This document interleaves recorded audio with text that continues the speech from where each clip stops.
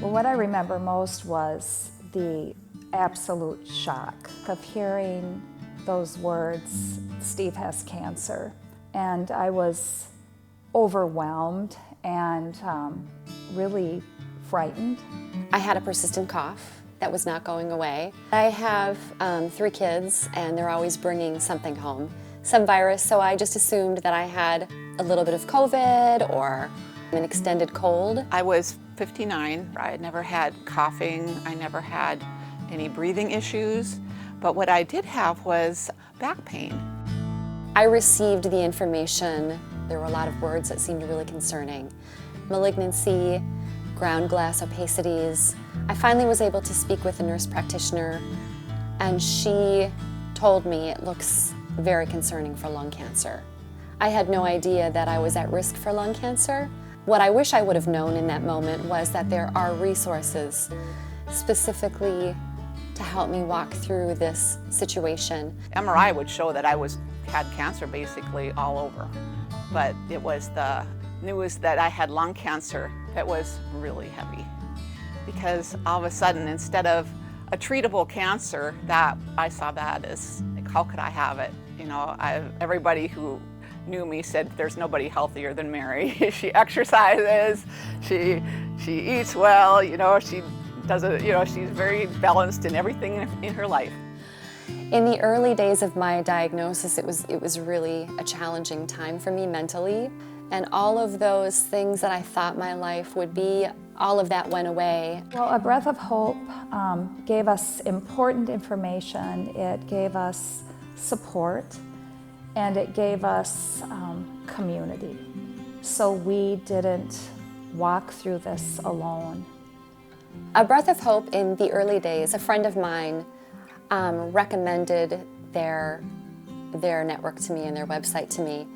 And then Gary called me personally and walked me through his story and what they had to offer.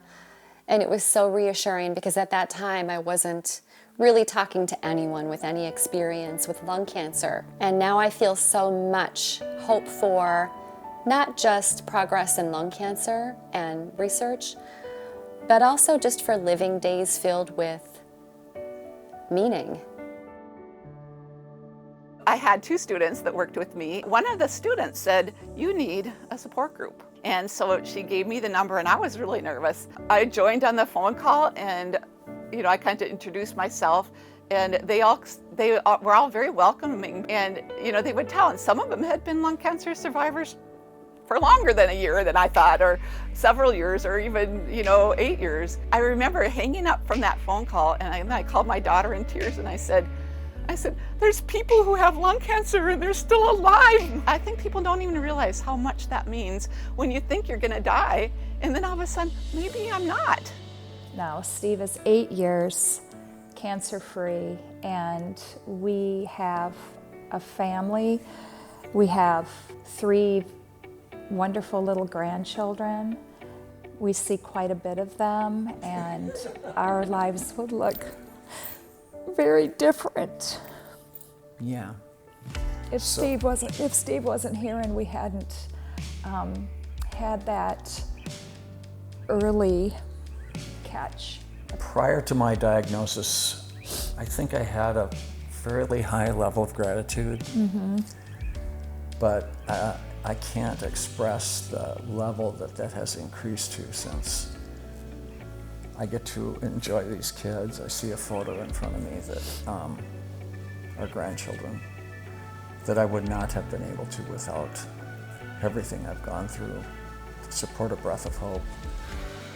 It's been fantastic. Stop thinking about dying and just live. And so I would just say thank you to everyone who knows that this is important and thinks that I'm worth it, and thinks that all of these people are worth their time.